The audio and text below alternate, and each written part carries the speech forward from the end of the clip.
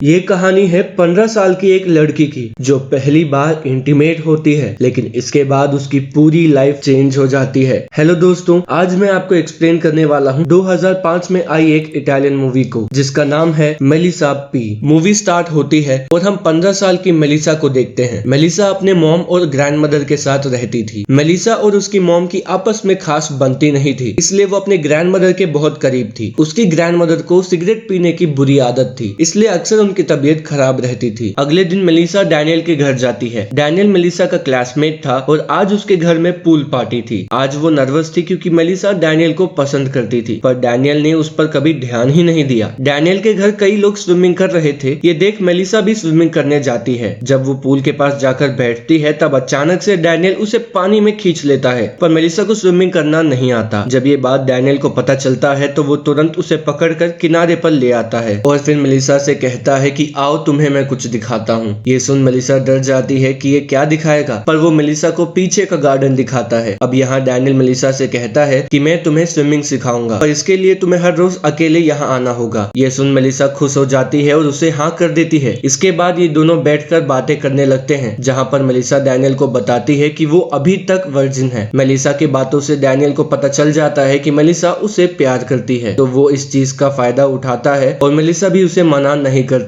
क्योंकि वो उसे पसंद करती थी। अब मेलिसा की छुट्टियां खत्म हो गई थी और आज उसका स्कूल में पहला दिन था, जहाँ पर स्कूल में वो डैनियल का वेट कर रही थी, पर वो नहीं आता। असल में उस दिन के बाद डैनियल कभी मेलिसा से मिला ही नहीं और ना कभी उसने उसे कॉल किया। कुछ दिनों बाद मेलिसा की फ्रेंड उसे बताती है कि डैनियल एक क्लब में है, तो वो दोनों क्लब में जाते हैं, जहाँ कई दिनों बाद मेलिसा डैनियल को देखती है। डैनियल भी उसे देखता है और उसके पास आता है, जहाँ वो उसे कहता है कि अब तुम पहले से काफी खूबसूरत हो गई हो। इसके बाद वो उसे ड्रिंक ऑफर करता है। फिर डैनियल मेलिसा से कहता है कि वो उससे अकेले में बात करना चाहता है, तो मेलिसा भी उसके साथ चली जाती है। डैनियल उसे अपने घर ले जाता है, जहाँ पर वो दोनों इंटीमेट होने लगते हैं। मेलिसा कहती है कि वो उससे प्यार करती है, लेकिन डैनियल उसे कहता है कि क्या तुम पागल हो गई हो। दरअसल डैनियल बस उसका फायदा उठाना चाहता था। इस इंसिडेंट के बाद मेलिसा पूरी तरीके से बदल जाती है, क्योंकि डैनियल ने उसे बहुत हर्ट किया था। इसलिए वो डिसाइड करती है कि वो भी अब लोगों के साथ ठीक ऐसा ही करेगी। वो खुद से वादा करती है कि अब वो भी किसी के फीलिंग के बारे में नहीं सोचेगी। अब इसके बाद मेलिसा की ग्रैंड मदर की तबीयत अचानक से खराब हो जाती है, इसलिए मेलिसा की मॉम उसे हॉस्पिटल में एडमिट करवाना चाहती थी, पर ये बात मेलिसा को गलत लगती है। उसे लगता है कि उसकी मॉम उसे उसकी ग्रैंड मदर से दूर करना चाहती है। इस बात पर मेलिसा और उसकी मॉम की बहस हो जाती है। अगले दिन जब वो स्कूल जाती है तब वो काफी उदास थी, जिसकी वजह से सब लोग उसका मजाक उड़ा रहे थे, पर एक मार्को नाम का लड़का उसकी फीलिंग समझ रहा था। स्कूल के बाद मेलिसा अपने दोस्त के साथ कॉफी शॉप पर जाती है, जहाँ पर एक आदमी उसे ही देख रहा था। तब मेलिसा उसके फ्रेंड से कहती है कि देखो वो कैसे उसको अट्रैक्ट करती है। जैसे ही वो आदमी उसके पास आकर बैठता है तो वो तुरंत वहाँ से उठकर चली जाती है। उसने ये तय किया था कि अब वो लोगों की फीलिंग्स के साथ खेलेगी। जब वो घर पहुँचती है तब वो देखती है कि उसकी ग्रैंड मदर उसके घर आई है। ये देखकर वो बहुत खुश हो जाती है, पर जब उसकी ग्रैंड मदर मेलिसा को देखती है तब वो समझ जाती है कि मेलिसा अब काफी बदल गई है। वो ये बात मेलिसा की मॉम को भी बताती है, पर वो इस बात पर ज्यादा ध्यान नहीं देती। इसके बाद मेलिसा को डैनियल का कॉल आता है और वो उसे अपने पास बुलाता है। वो उसे कहता है कि वो उसे काफी मिस कर रहा है, तो मेलिसा पहले की सारी बातों को बुलाकर उसके पास चली जाती है, क्योंकि उसे ऐसा लगता है कि डैनियल अब सुधर चुका है। जहाँ वो दोनों मिलते हैं और किस करने लगते हैं। अब यहाँ डैनियल मेलिसा को अपने आंखें बंद करने को कहता है। जब मेलिसा आंखें बंद करती है तभी डैनियल अपने दोस्त को बुलाता है और उसका दोस्त आकर मेलिसा को किस करने लगता है। दरअसल डैनियल मेलिसा के साथ सोलो वर्सेस डुओ खेलना चाहता था, पर मेलिसा गुस्सा होकर वहाँ से जाने लगती है। डैनियल उसे मनाने की काफी कोशिश करता है, पर वो नहीं मानती।